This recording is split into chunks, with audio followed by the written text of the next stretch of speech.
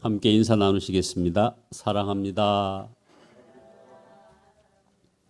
네, 한 번 더 인사 나누시죠. 복 있는 사람이 됩시다. 네, 오늘 말씀 제목은 복 있는 사람과 복 없는 사람의 증거라는 제목입니다. 이 시편 1편은 우리가 잘 알다시피 첫 시이면서 시편 전체의 문을 여는 그런 성경입니다. 이 시편 1편에서 복 있는 사람이 누군가에 대해서 말씀합니다. 그것은 시편 전체가 복 있는 사람에 대하여 말하고 있다는 그런 뜻이기도 하죠.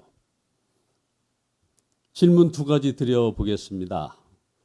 새벽 시간에 낸 질문이냐 하지만 좀 당황스러운 질문입니다만 한번 생각해 보시기 바랍니다. 여러분은 복 있는 사람입니까? 아멘. 두 번째 질문입니다. 다른 사람들로부터 복이 많다는 말을 들으십니까? 아멘. 많은 사람들이 나는 복이 지지리도 없어 라고 생각을 합니다. 아무리 노력해도 복이 없기 때문에 되는 일이 없다고 생각을 합니다. 가정도 능력도 환경도 다 복이 없다고 생각을 하는 거예요. 그러나 실제는 그렇지 않습니다. 특히 예수님을 영접한 사람은 누구나 복 있는 사람입니다. 정말 그런가? 예수 믿고도 되는 일이 없는데 복이 무엇인지 정확히 모르기에 자신이 복이 없다고 생각하는 것이죠. 생각해 보십시오. 이따금 자녀들이 자신이 불행하다고 생각하는 것을 보고서 부모 입장에서 안타까웠던 적이 있으실 겁니다. 어른들이 보기에는 기가 막힙니다. 집도 있고 가족도 있고 건강하고 먹을 것 있고 공부할 수 있는데 왜 불행하다고 생각할까요? 이것이 복임을 모르기 때문에 그런 것이죠. 복이 복인 줄 모르면 복을 받고도 누리지도 못하는 것입니다. 복은 정말 받아야 하는 것입니다. 복 있는 사람은 사는 것이 다릅니다. 오늘 우리가 함께 읽은 시편 1편 3절에 저는 시냇가의 심은 나무가 시절을 쫓아 과실을 맺으며 그 잎사귀가 마르지 아니함 같으니 그 행사가 다 형통하리로다. 시냇가에 심기운 나무는 저절로 과실을 맺습니다. 잎사귀가 마르지 않습니다. 마를 이유가 없죠. 이러한 삶이 복이 있다는 것입니다. 거칠고 메마른 바위산에 심기운 나무는 어떨까요? 몸부림을 치고 몸부림을 쳐도 사실 과실 맺기가 어렵습니다. 과실은 고사하고 말라 죽지 않으면 다행입니다. 이러한 삶이 복이 없는 것입니다. 자, 그러면 여러분의 삶은 어느 편입니까? 확실히 난 아니야 라고 말할 사람이 많을 것입니다. 그런데 정말 그럴까요? 그것은 형통함을 세상적 기준으로만 생각하기 때문에 그런 것입니다. 시편에는 힘들고 어려운 처지에서 눈물로 기도하는 내용이 곳곳에 나옵니다. 그들이 다 복된 사람들이지만 당시 그들의 형편은 말할 수 없이 어렵습니다. 그러므로 세상 형편을 보고 복이 있고 없고를 정확히 판단할 수는 없습니다. 지금은 형통해 보이나 나중에는 뒤집어질지 어떻게 할 수 있겠습니까? 지금은 어려우나 나중에 잘 될지 누가 알 수 있겠습니까? 롯과 아브라함을 한번 생각해 보시기 바랍니다. 누가 잘된 사람입니까? 우리는 시냇가에 심기운 나무 같은 복을 이해하려면 바로 오늘 시편 1편의 1절, 2절 말씀을 좀 잘 이해해야 합니다. 악인들의 꾀를 따르지 아니하며 죄인들의 길에 서지 아니하며 오만한 자의 자리에 앉지 아니하고 오직 여호와의 율법을 즐거워하여 그의 율법을 주야로 묵상하는 도다. 그렇습니다. 정말 복은 악인의 길을 따르지 않고 하나님의 말씀을 즐거워하는 것입니다. 복 있는 사람은 악인의 꾀를 쫓지 아니하고 죄인의 곁에 서지 아니하고 율법을 주야로 묵상하고 그 율법을 즐거이 행하게 됩니다. 그러나 복이 없는 사람은 그렇게 되지 않습니다. 죄인의 길에 서지 아니하고 악인의 꾀를 쫓지 않으려고 애를 쓰고 결심해도 이게 안 된다는 것입니다. 또 그 자리에 가 있고 또 그 사람들과 어울린다는 것입니다. 여러분, 이 코로나19 이 팬데믹 시대에 어떻게 살고 계십니까?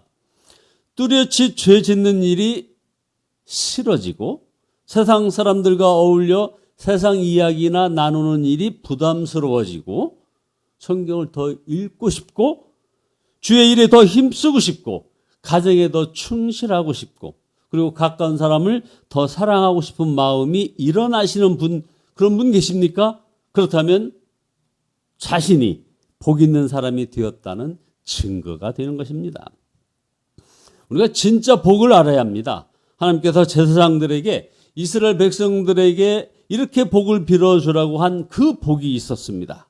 이게 바로 민수기 6장 22절에서 27절에 나오는 복입니다. 여호와께서 모세에게 일러 가라사대 아론과 그 아들들에게 고하여 이르기를 너희는 이스라엘 자손을 위하여 이렇게 축복하라 이르되 여호와는 내게 복을 주시고 너를 지키시기를 원하며 여호와는 그 얼굴을 내게 비추사 은혜 베푸시기를 원하며 여호와는 그 얼굴을 내게로 향하여 드사 평강 주시기를 원하노라 할지니라 하라. 그들은 이같이 내 이름으로 이스라엘 자손에게 축복할지니 내가 그들에게 복을 주리라. 우리 하나님께서 이스라엘 백성에게 내리신 그 복의 정의를 지금 말씀하고 계십니다. 하나님께서 주시려는 복이 무엇입니까? 첫 번째는 그 하나님과 친밀해지려는 그런 복. 두 번째는 은혜의 복. 세 번째가 평강의 복입니다. 우리가 예배 드리는 순간에 우리가 누리는 그 복이 바로 이 복을 말하는 것입니다. 많은 성도들이 이런 엄청난 복을 받고도 복을 받았는지를 모릅니다. 세 번째, 또 천국 가는 복을 우리가 한번 생각해 보시기 바랍니다. 누가 천국 가는 복을 받은 사람일까요? 마음의 시온의 대로가 있어서 늘 천국 가는 길을 가는 사람이 바로 천국 가는 복을 받은 사람입니다. 그는 천국 갈 때 마음 졸이지 않습니다. 먼 여행을 갔다가 내 집에 돌아온 그런 사람이 자기 집에 당연히 들어가듯이 천국에 들어가는 것입니다. 천국이 가까울수록 가슴이 설렙니다. 빨리 도착했으면 좋겠다. 천국에 가서 하나님을 부릅니다. 아버지! 하고 쑥 들어갑니다. 그러나 천국 가는 복이 없는 사람은 어떻습니까? 아무리 깨끗하게 살고 선행을 베풀면서 살았고 그래서 천국이 가까울수록 그런 분들 기쁩니까? 아닙니다. 두렵습니다. 고글하고 구술하며 죽음 이후의 길이 복되라고 용을 써도 하나님이 두렵고 천국이 낯섭니다.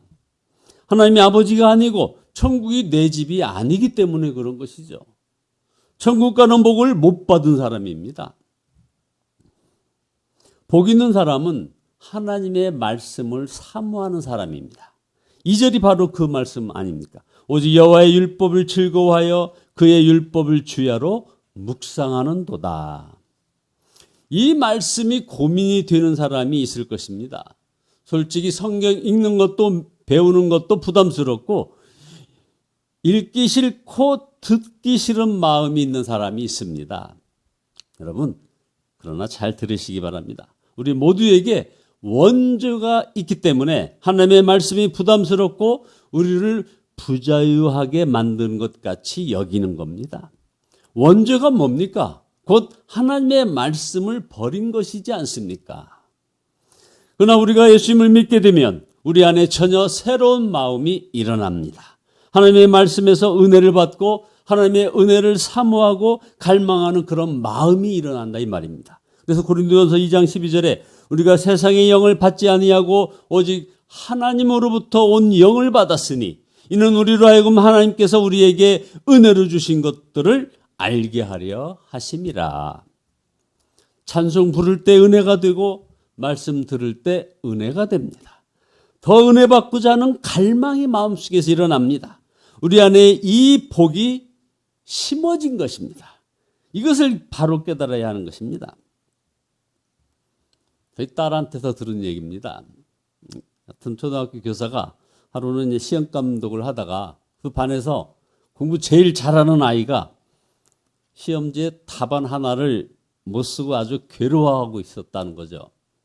그러니까 옆에 있던 아이가 자기는 썼는데 얘는 못 쓴 겁니다. 그러니까 옆에 있는 아이가 발꿈치로 쿡 찌르고 이거 보고 쓰라고 보여줬어요. 지네들은 선생님이 못 보는 줄 알지만 선생님들은 다 보는 거 아닙니까? 그러니까 공부 잘하는 아이가 안 보려고 막 그러고 또 쿡 찌르고 그러면 또 안 보겠다고 하고 계속 이렇게 싸우다가 마지막에 보고 쓰더랍니다. 그래서 이 선생님이 아이고 저놈이 시험에 빠졌구나. 이 선생님 마음이 안타까웠답니다. 시험이 끝나고 아이들이 시험 답안을 다 낼 때까지 그 애는 얼굴이 빨개 가지고 앉아있더니 마지막에 답안지를 가지고 나오더니 울먹이며 이렇게 말을 하더랍니다. 선생님 저 빵점 주세요. 제가 하나 보고 썼어요. 선생님이 그 아이를 끌어안고 네가 복이 있다 하면서 같이 물었다는 얘기죠. 바로 이런 사람이 복 있는 사람입니다. 우리 안에 성령이 임하셨습니다. 거룩한 영이십니다. 그러므로 모든 성도에게 거룩함에 대한 갈망이 있습니다. 죄에 대한 거부감이 있습니다. 비록 육신의 욕구가 여전히 강하여 끌려다녀도 마음이 편치 않습니다. 이것이 에베소서 4장 30절에 나오는 바로 성령의 근심 아닙니까? 우리 안에 이 역사를 붙잡아야 합니다. 이것이 복 있는 사람이라고 하는 증거이기 때문인 것입니다. 어떤 목사님이 그 전도사님 한 분을 막 칭찬을 했는데요. 이 전도사님이 1년을 신학교에서 유급한 것을 칭찬을 하는 겁니다. 이게 보통 우리가 신학교에서는 채플에 빠지면은 그 빠지는 횟수에 따라서 이게 문제가 되지 않습니까? 이 전도사님이 교회에서 집회가 있었다고 하는 거짓 증명서를 제출했던 일이 깨달아져서 회개를 한 후에 학교에 찾아가서 자백을 하고서 스스로 유급을 했다는 것이죠. 바로 이런 전도사님이 바로 복 있는 전도사님입니다. 복 없는 사람은 거짓말을 마치 재능처럼 하는 사람입니다. 속는 사람이 멍청하다고 생각합니다. 그러나 어느 쪽이 멍청합니까? 속이는 자가 멍청한 것입니다. 혹시 아직 거짓말을 버리지 않고 있는 사람이 있다면 꼭 이 질문을 하시기 바랍니다. 거짓말하는 나에게 하나님이 복 주실까? 거짓말을 미워하시는 하나님이 거짓말을 깔고 있는 나의 계획에 복 주실까? 여러분 눈 앞만 보면 안 됩니다. 거짓말로 부정한 방법으로 재산을 모았다가 그 재산이 이제 자녀의 손에서 영원히 일어서지 못하게 폐인으로 만드는 집안, 우리가 어디 이런 집안 한두 번 봤습니까? 하나님은 거짓말하는 자에게 복을 주시지 않습니다. 거짓말을 하지 못하는 사람이 그래서 복 있는 사람입니다. 어려움이 있을지라도 주님을 더 알고 싶고 세상과는 구별되게 살고 싶은 마음이 복 있는 사람의 증거라 이 말입니다. 주님이 함께 하시는 증거입니다. 그것이면 충분합니다. 제가 월요일마다 경기도 산흥 쪽에 가서 이제 거기 테니스를 운동을 하는데 거기에 큰 교회를 운영하는 친구 목사님이 그 교회에서 이제 목요일마다 모이는 그 남자 성도들의 모임이 있답니다. 근데 거기에서 그 성도들이 서약한 그런 내용을 저한테 좀 보여주더라고요. 이런 내용입니다. 하나님, 제가 남자입니다. 아버지입니다. 남편입니다. 가장입니다. 이제 세상 의지하던 줄을 온전히 끊겠습니다. 직장에서 불의한 방법으로 계약하지 않겠습니다. 술자리를 피하겠습니다. 먹고 사는 근심 걱정하지 않겠습니다.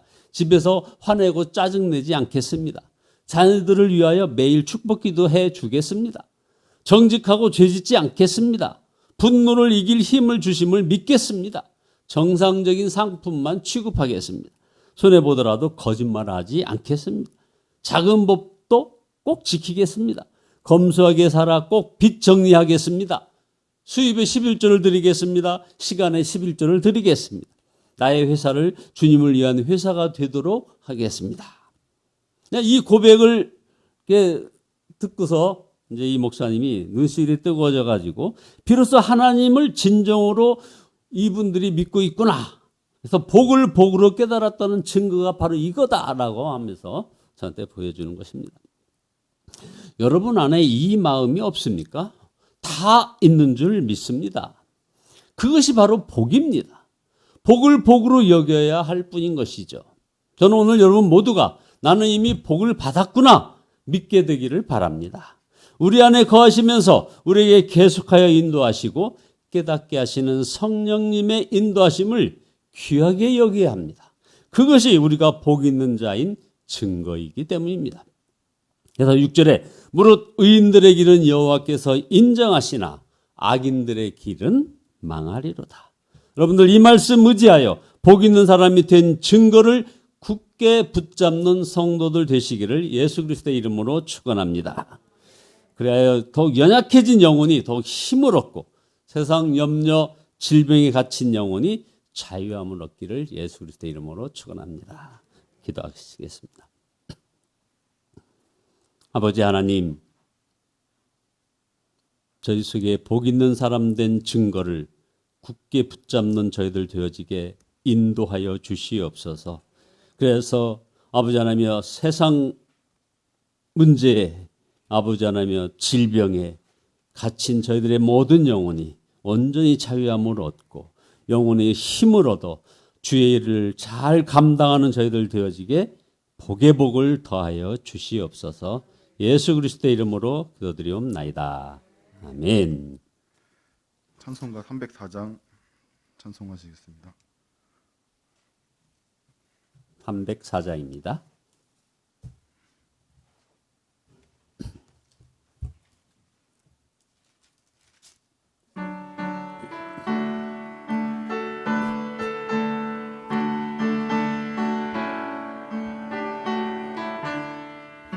그 크신 하나님의 사랑 말로 다 형용 못하네.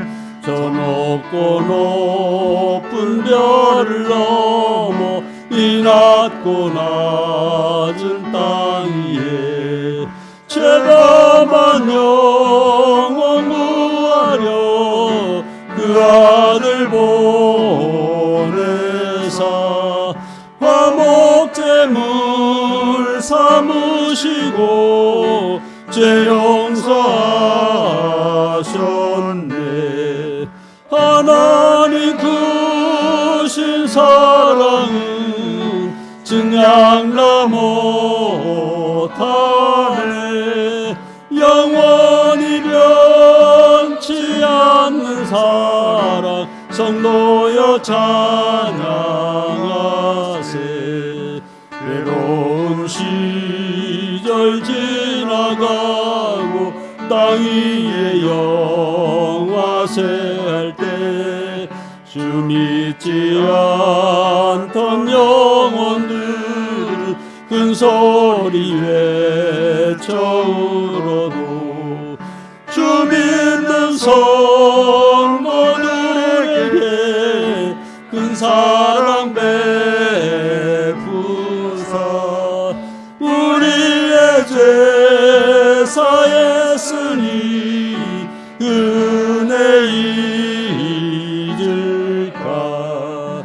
하나님 크신 사랑은 증량다 못하네. 영원히 변치 않는 사랑 성도여 찬양하세. 하늘을 두루마리 삼고 바다를 먹물 삼아도 한없는 하나님의 사랑 따기로 갈 수 없겠네. 하나님의 크신 사랑 그 어찌 닿았을까. 저 하늘 높이 쌓아도 채우지 못하리. 하나님 크신 사랑은 증량도 못하네. 영원히 변치 않는 사랑 성도여 찬양하리.